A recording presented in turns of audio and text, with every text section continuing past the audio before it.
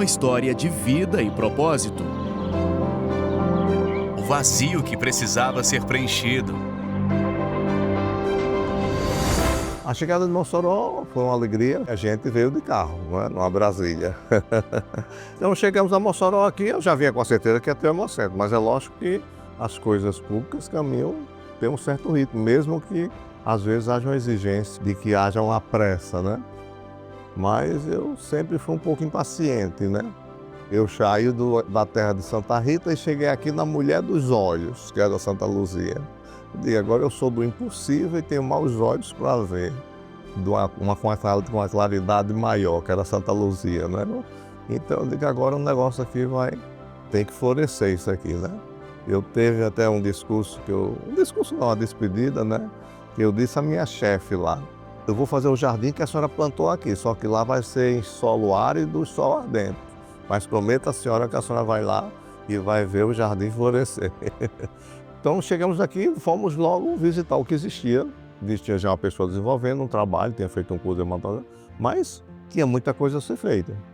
Porque o sangue ainda vinha de Natal, às vezes ele tinha que mandar para fazer alguns testes sorológicos, alguns testes ainda não eram feitos.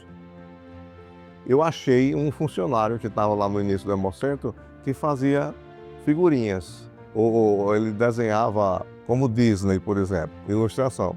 Eu tive a ideia de que, sabe uma coisa, vamos fazer uma historinha com uns bonequinhos, você cria uns bonecos aí, e o que a gente precisar explicar sobre AIDS, hepatite C e alguma coisa, e o que o médico tem que fazer, nós vamos fazer através dos bonecos. Então toda semana eu botava um episódio, tá entendendo?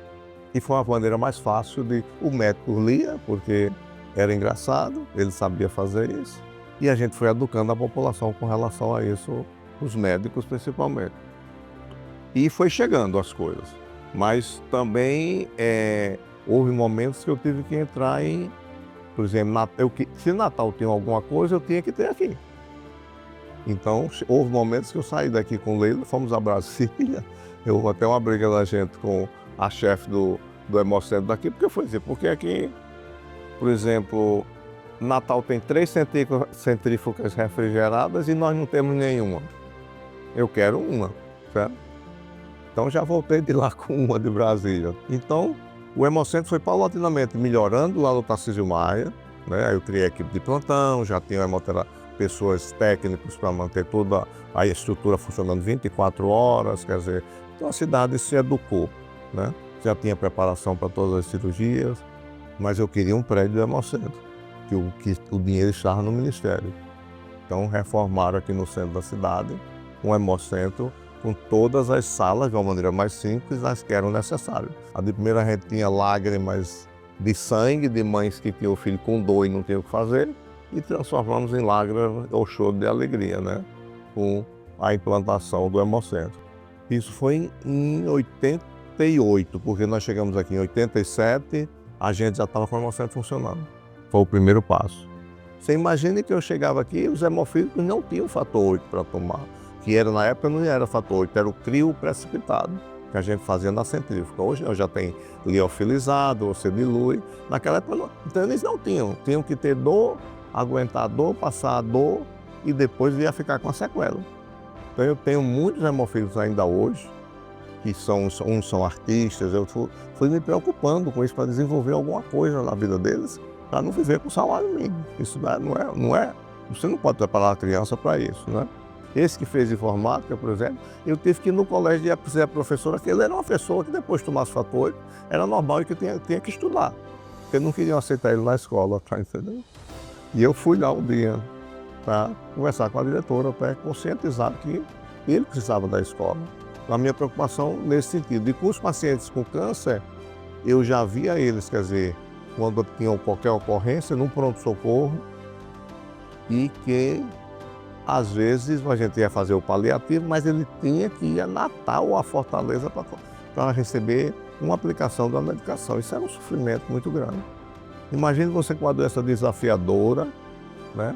E ainda ter que enfrentar 280 quilômetros. O que é que você pensa durante esses 280 quilômetros? Não é que vai comprar um presente, não é a saudade de casa, né? É a vontade de estar na sua rede, na sua porta. Então, isso já doía muito.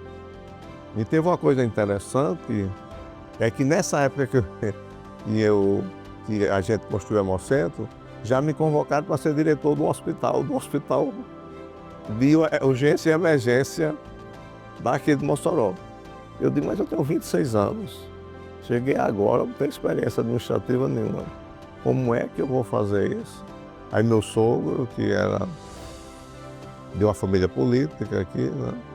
Ele disse, você vai, faça o que você puder fazer do melhor e você peça uma coisa, liberdade no que você quiser fazer. Se lhe der essas condições, você vai. Aí eu fui, dei essas condições, né? Foi aceita, tanto que quando houve uma greve dos médicos que pediram para que eu ficasse contra os médicos, eu disse ao secretário, o senhor pode me tirar, eu não vou ficar contra os médicos, não. Sair daqui eu vou ser igual a eles.